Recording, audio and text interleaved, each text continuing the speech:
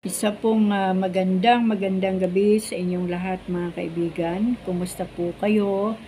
Nawa po ay okay lang kayo dyan. Alam naman po natin na hindi po maganda ang panahon ngayon. Marami pong ulan. Kanina po dito ay parang drum na ulan ang binubuhos sa aming bubong.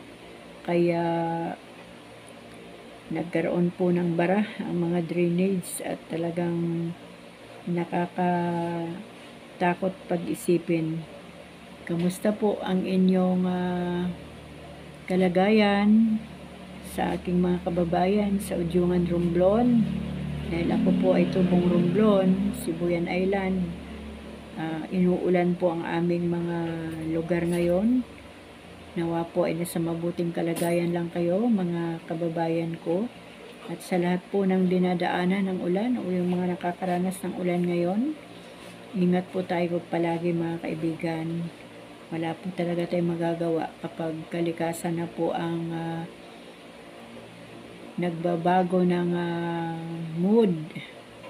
Kapag mainit, biglang uulan. Pag umulan, biglang iinit. So, ganyan po ang nangyayari sa panahon ngayon. Pero dito po sa amin sa Kalamba, halos mag-iisang linggo na po na umuulan. Pero ang pinakamatinding ulan po ay ngayong araw. Kasi mula po kagabi mga 9 o'clock hanggang sa mga sandaling ito, almost 24 hours na, mahigit na nga yatang 24 hours, ay umuulan pa rin at hindi po humihinto. Pero magpaganon pa man mga kaibigan, umulan man dyan, umaraw, o bumagyo man, o anumang sitwasyon ng mundo, hindi pa rin po tayo hihinto sa pagbabasa ng salita ng ating Panginoon. May babasahin lamang po ako o i-share sa inyo na salita ngayong gabi at hindi po ito yung ating Bible reading everyday. Ngayon po ay 2 verse lang po ang ating babasahin ngayong gabi at ito po ang ating kailangan sa panahon ito. Kaya mga kaibigan, inaanyayahan ko po kayo na buksan po natin ang ating mga Biblia dito po sa Aklat ng Awit, chapter 31 verse 1 and 2. Ang title po nito, Dalangin sa Pagtitiwala sa Diyos. Sabi po sa verse 1, Sa iyo, O Yahweh, ako'y lumalapit upang ingatan mo nang hindi malupig ang aking dalangin laging sinasambit, iligtas mo ako, O Diyos, na matuwid. Verse 2, Sagipin mo ako ay pakinggan, tanging kublihan ko, ako ay ingatan, tagapagtanggol ko't aking kaligtasan. Purihin po ang ating Diyos sa pagkabasa natin ng kanyang salita. Ito pong ating binasa ngayong gabi ay napapanahon po ito. Lalo na po sa ganitong mga sitwasyon na ang panahon ay maulan at hindi lang po simpleng ulan mga kaibigan, kundi hindi kayang kontrolin na ulan.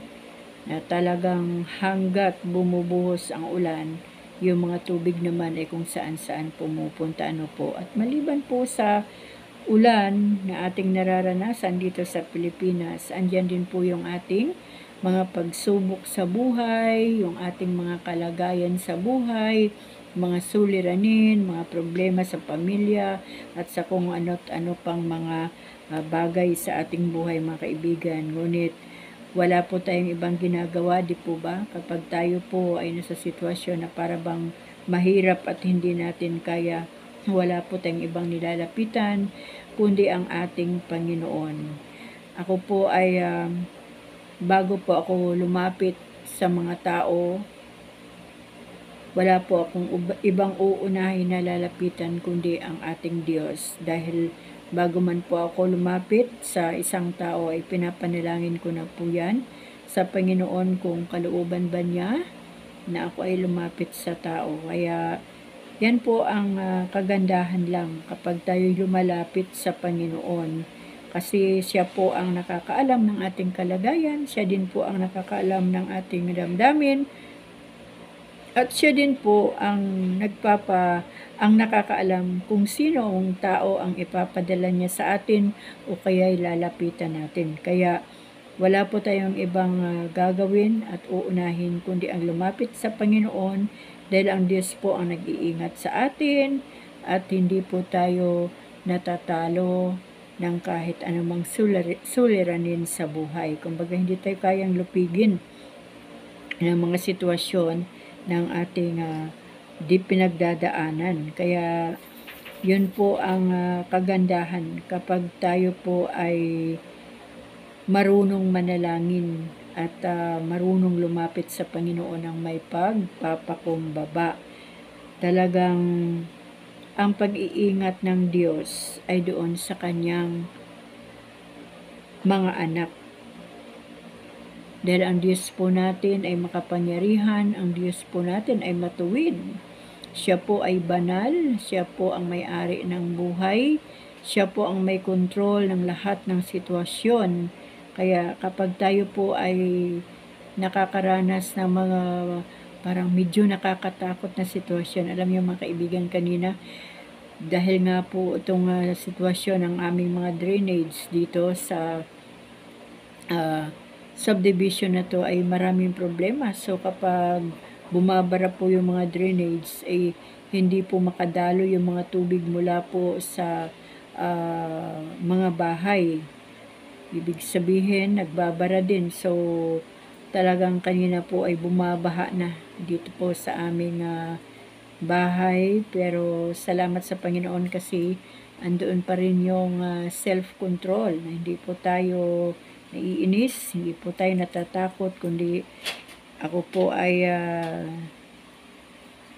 kalmado lang at ang aking isip ay nasa Panginoon. Nabigyan niya kami ng lakas kung paano ang gagawin. So talagang nagtanggal ng tubig, naglimas at sa awa ng Panginoon ay yung mahirap na pagsundot sa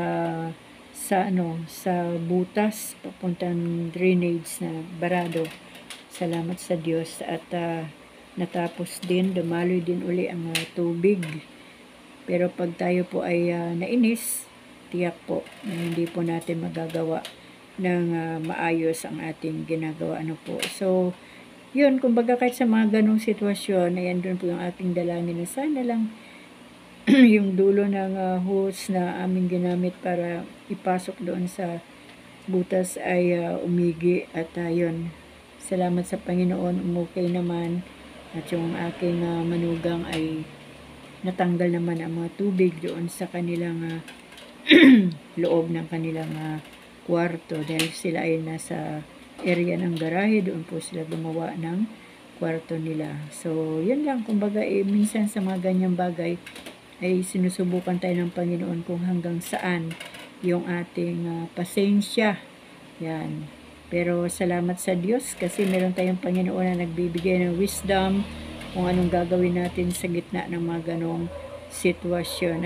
Minsan nga kapag barado ang ating mga lababo ay talagang nakakainis isipin. Pero salamat nga po sa Panginoon dahil ibinibigay na po o binago na ng Diyos yung ating mga damdamin, yung ating puso at kaisipan na walang ibang tutulong sa atin kundi ang Diyos. Kasi kung tayo lang ang gagawa sa sarili nating kakayahan, ay parang ang tagal bago matapos. Pero kapag nanalangin tayo at hilingin natin sa Panginoon na Lord, bigyan mo po kami ng wisdom, ano ba ang maganda, ano ba ang pwedeng gawin. So, nangungusap talaga ang Panginoon sa pamagitan ng Holy Spirit. Kahit sabi natin mga simple lang naman na hindi po simple ang mga sitwasyon na may mga nangyayari sa loob ng bahay na hindi po natin ilapit at hilingin sa Diyos kung ano ang kanyang nais na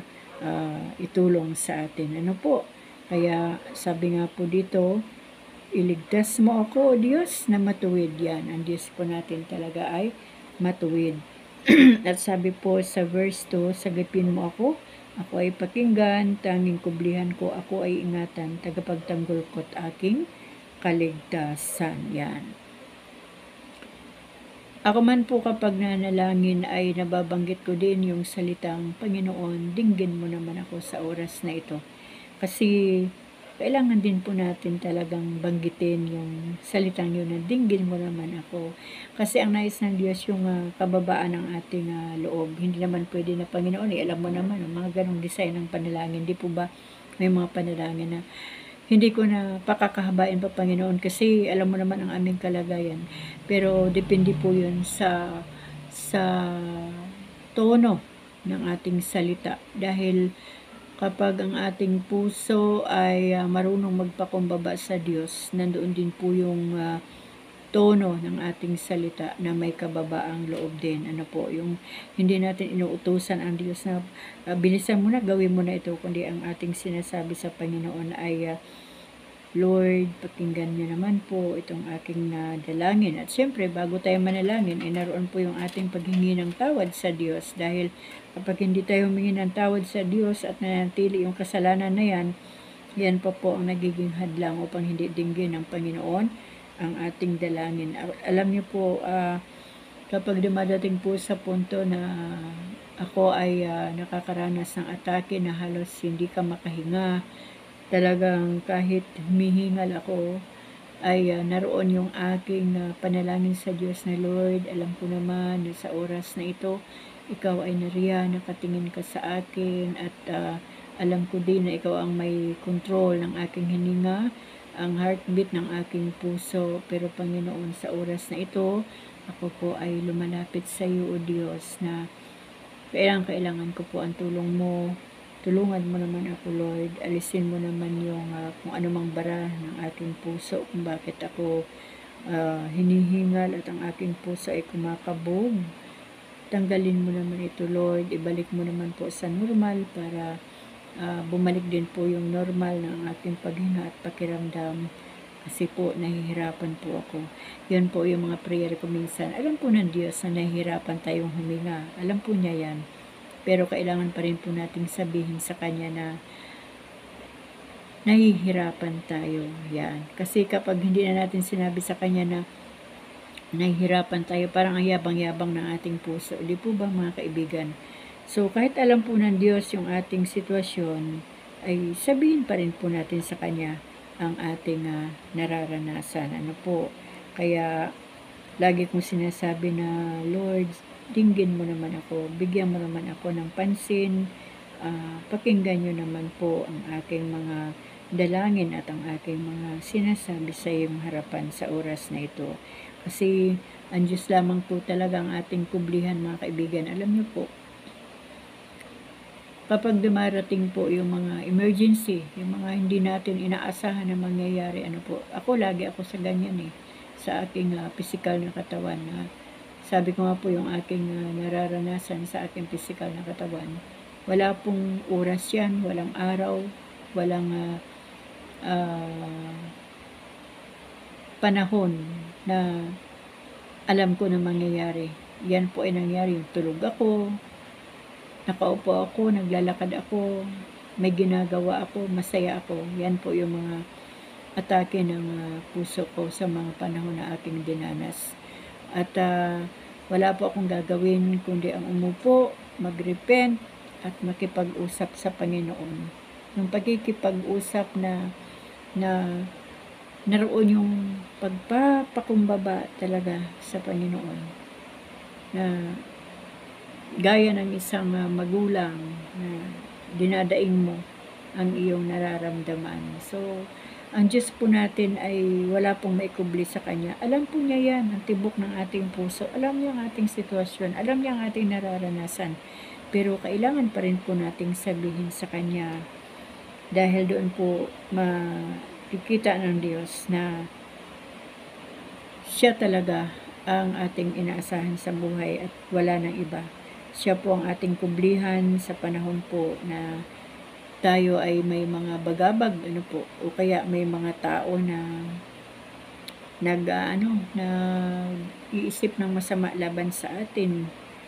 Mga panahon na may mga matitindi tayong pagsubok, wala po tayong ibang kublihan, mga kaibigan, kundi ang ating Panginoon lamang.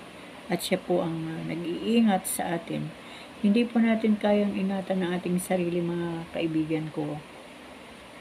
Kahit yung nagdadahan-dahan ka na, may mga time na naglalakad tayo, ingat na ingat, dahan-dahan, ano po. Pero may mga sitwasyon pa rin na talagang parang sa isang kisap mata ay napapahamak tayo, ano po. Tingin natin talagang mapapahamak na tayo, pero salamat sa Diyos dahil siya po ang nag-iingat ng ating buhay. Kahit nga po sa gabi, di po ba? Kapag tulog na tayo, hindi na po natin alam ang nangyayari sa ating paligid. Kapag tulog na po ang ating diwa, ano po, ngunit naroon po ang Diyos na siyang nag-iingat ng ating buhay mula umaga, tanghali, hapon, gabi, o bawat sandali ng ating buhay ay hindi po tayo nag-iingat. Nandyan po yung nag-iingat tayo, pero ang higit na nag-iingat ng ating buhay ay walang iba kundi ang Panginoon. Siya po ang nag-iingat sa atin. Siya rin po ang ating tagapagtanggol sa lahat ng mga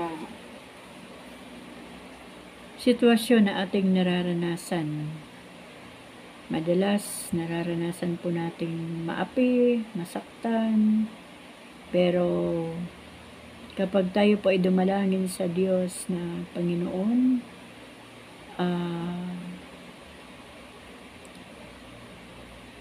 tulungan mo naman ako. Kasi alam niyo mga kaibigan, meron din akong prayer na kapag grabe na po yung sakit na aking nararamdaman, naalala ko po, marami po akong mga naging kaibigan na talagang tinuring ko na parang kapamilya, tinuring ko na parang kapatid. Grabe po, kaya lang kapag dumating sa punto na ang ending yung nagkamali ka lang ng isa, kung nakagawa ka ng 10 nakabutihan at kagandahan, nagkamali ka ng 1 beses lang, burado lahat yun. At yun ang pinakamasakit na pakiramdam ng mga panahon na talagang nakaramdam ako ng sakit. So, kapag tayo po ay nasasaktan na hindi po natin kaya makipaglaban ng mata sa mata, ngipin sa ngipin, kamay sa kamay, wala po tayong ibang gagawin kundi ang lumapit sa Panginoon. Ako man po ay may dalangin na sinasabi ko sa Panginoon, Lord, alam niyo po, nasasaktan talaga ako. Ang sakit ng nararanasan ko sa ginawa ng mga taong ito. Pwede po ba, Lord, na ipakita niyo naman po sa kanila na anak mo ko o anak mo kami. Ipagtanggol mo naman po kami, Panginoon, sa mga taong ito na sobrang manakit ng kapwa. Yung, alam niyo yung parang wala kang ginawang mabuti doon sa mga tao na halos tinuring mo ng kadugo. Meron po akong may experience, mga kaibigan, na talagang hindi ko po nakita doon ang aking pagkakamali. Walang hiningi an explanation, walang tanong. So, puro puzzle ang hanggang sa naranasan na namin yung hindi magandang mga salita, trato, may pagbabanta. Kaya wala pa akong ibang ginawa kundi ang magsumbong na sa Panginoon ang aking nararamdaman. At yun nga po, yan nga po minsan na nakakatakot din kapag nagsumbong tayo sa ating Diyos, dahil kapag ang Diyos po ang nagtanggol sa atin, minsan kukuhanin pa niya yung, babawiin pa niya yung buhay ng mga taong nang aapi sa atin. Kaya sinasabi ko sa Lord, yun na yung last na na pangyayari sa amin, na talagang kapag nakakaranas po ako ng kaapihan ay ayoko nang hilingin sa Lord yun na ipagtanggol niya kami, kundi ang sinasabi ko na lang ay, Lord, pagpalain mo na lang ang mga taong yan na sana makakilala na sila sa iyo, para hindi na nila magawa pa yung mga bagay na ginawa nila sa amin o makakagawa pa sila ng masamang bagay sa kanilang kapwa. Kasi alam niyo mga kaibigan, kapag tayo nasaktan ng sobra-sobra, kapag tayo nasaktan at gusto nating ipagtanggol tayo ng Panginoon, nakakapag-pray po tayo talaga ng nakakatakot na prayer. Kaya yan po ang nakakatakot na aking naranasan. Kasi pag atin pong nababasa dito sa verse 2 na sinasabi po dito,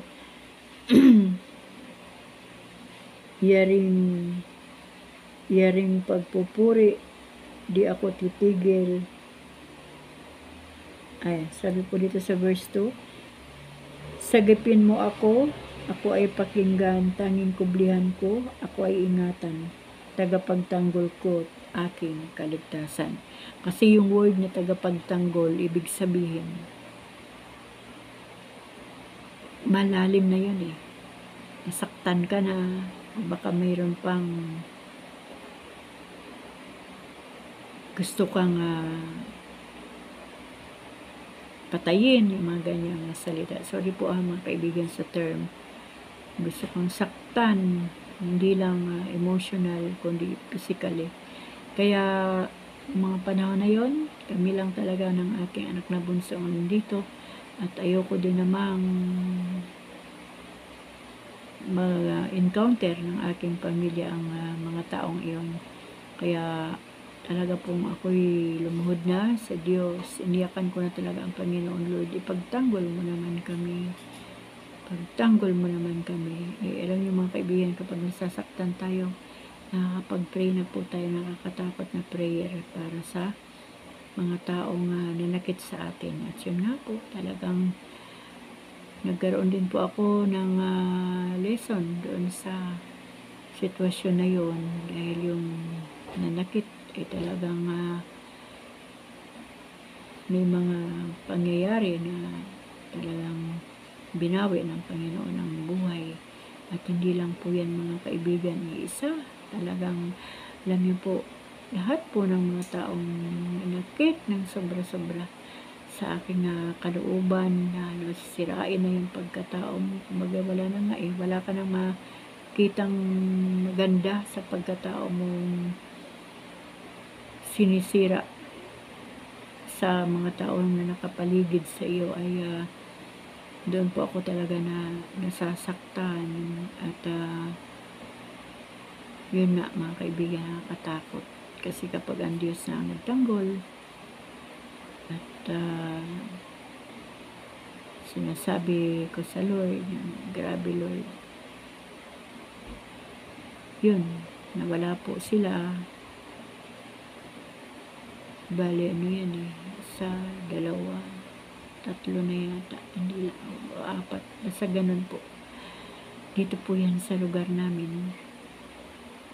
Nakita ko po yung pagtatanggol ng Diyos sa buhay ko at sa pamilya ko. Pero sabi ko nga sa inyo mga kaibigan, pwede tayong manalangin sa Diyos kapag tayo nasasaktan. Pero pinabago ko yung aking prayer sa Panginoon. At unang-una, sinabi ko sa Lord na, Lord, kapag may mang-api na sa amin, sana lang matutunan ko yung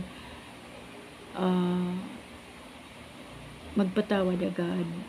Nagpatawad naman po ako agad, kaya lang kahit napatawad mo na tapos patuloy ka pa rin sinasaktan, yun na yung panahon na lalapit na tayo sa Panginoon para magpatulong. So ngayon, kapag may wala pa naman, sa awa ng Diyos wala nang gumawa, pero lagi kong dinadalangin na sana yung mga gumagawa ng mga bagay na hindi maganda sa kanilang kapwa ay makakilala sila sa Panginoon, para hindi na nila magawa pa yung mga bagay na makapanakit pa ng kanilang kapwa. Sana makakilala na talaga sila sa Diyos, upang sa ganon maranasan nila ang pag-ibig ng Diyos at hindi na nila masasaktan pa ang kanilang kapwa o kahit man ang kanilang mga kadugo. Kasi mga kaibigan, ang ating Diyos talagang ating number 1 at tagapagtanggol, at Diyos din ang ating kaligtasan. Sa mundo po ng na ating ginagalawan itong ibabaw ng lupa na ito. Itong mundong ito na ating ginagalawan, sa tingin ko po mga kaibigan, parang puro panganib. Ano po? Kapag tumingin tayo sa social media, ang daming panganib. Yung panganib na nakakatakot na baka madala tayo sa ating pinapanood. Ano po?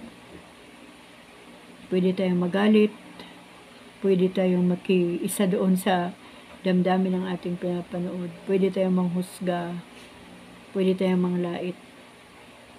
Kaya mapanganib po ang social media kapag hindi po natin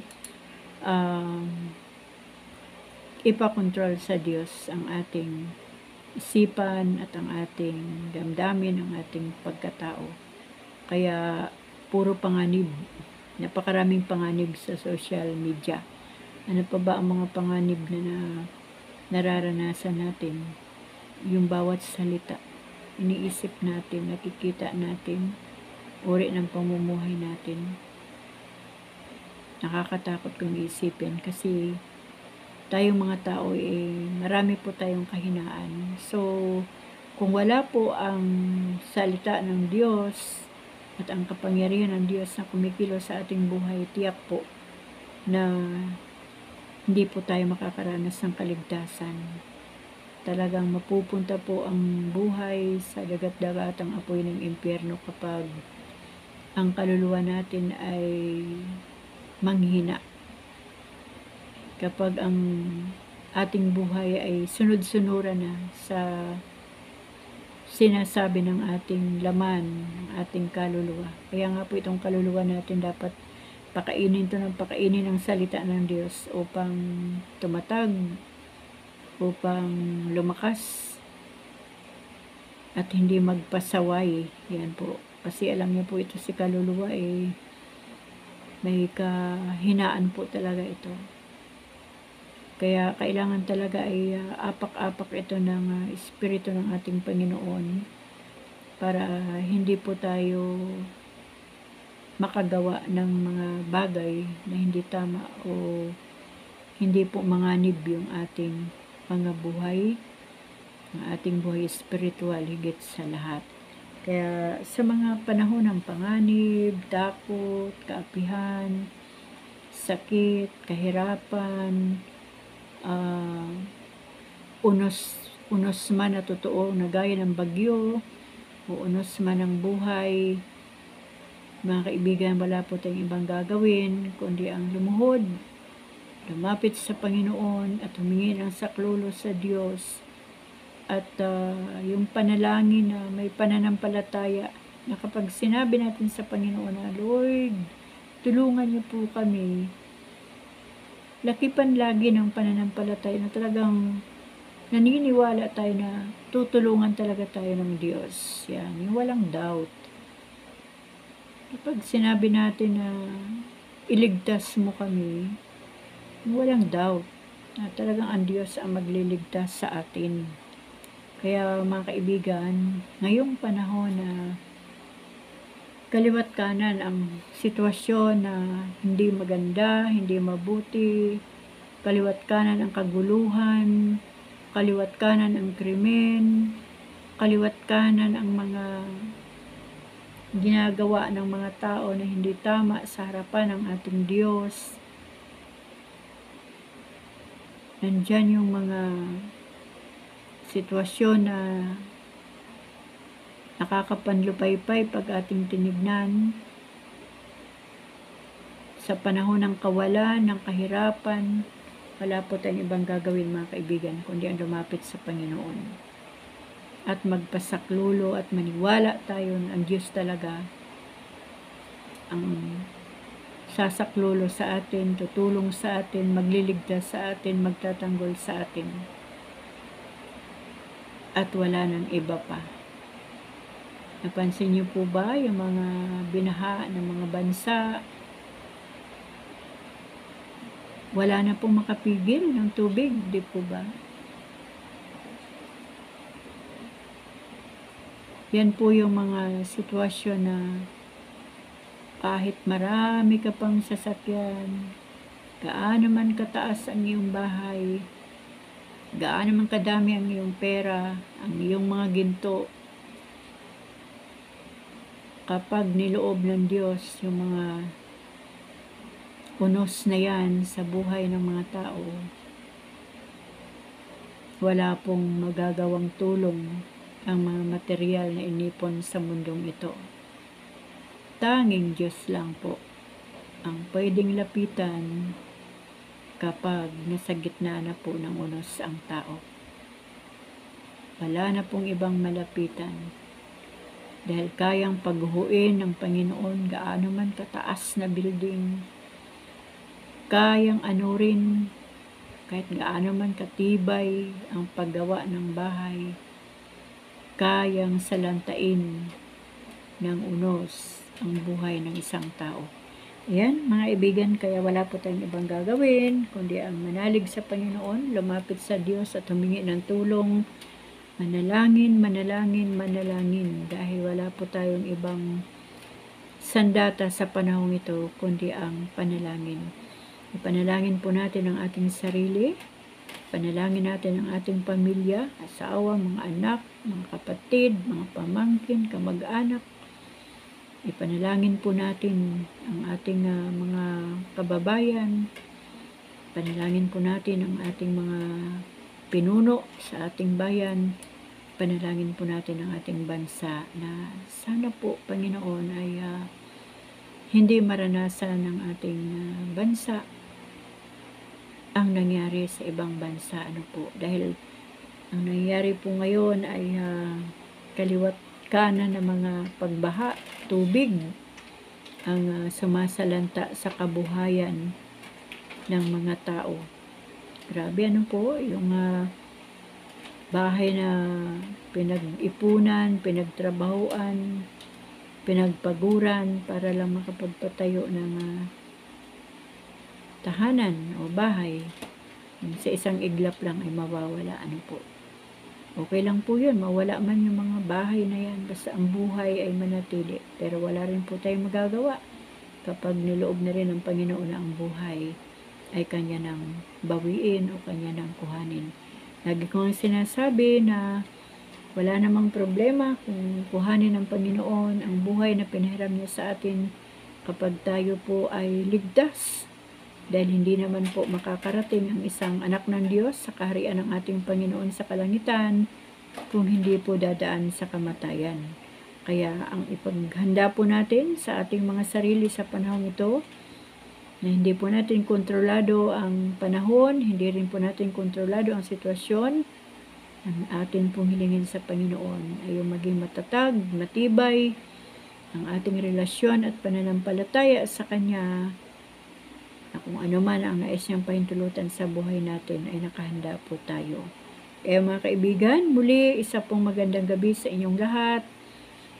At lagi ko po talagang binabanggit ang salitang ito na ang lagi kong dinadalangin, mga kaibigan.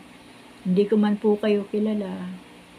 Kung marami man pa akong hindi kilala dito po sa aking YouTube channel, sa aking mga subscribers, sa matagal na panahon na rin na tayo ay magkakasama dito sa aking YouTube channel. Kung mayroon man akong mga kamag-anak o mga kaibigan kakilala na rito, wala po akong ibang dinadalangin sa Diyos. Pag dumating po yung prayer items ko patungkol sa social media, lalo na po dito sa aking YouTube channel, even sa aking FB account, lagi ko pong hiniling sa Panginoon na tayo kanyang pagpalain at iingatan. Ganon din ang ating buong sambahayan. Dahil wala naman po ako maitulong sa inyo, mga kaibigan, kundi ang panalangin. At nawa, lahat po tayo ay madatnan ng ating Diyos na naghihintay sa Kanya, na tama ang ating pananampalataya sa Kanya. Kaya mga kaibigan, muli, maraming salamat sa ating Panginoon sa gabing ito at sa Kanyang salita na ipinaalala sa atin. Tandaan po natin, wala pong ibang magliligtas sa atin at tutulong sa atin, magtatanggol sa atin, kundi ang ating Panginoon lamang. Kaya mga kaibigan, isa pong salamat at maraming salamat sa inyong lahat. Patuloy po tayong pagpalain ng ating Diyos at ingatan. Ganon din po ang ating sambahayan. Amen.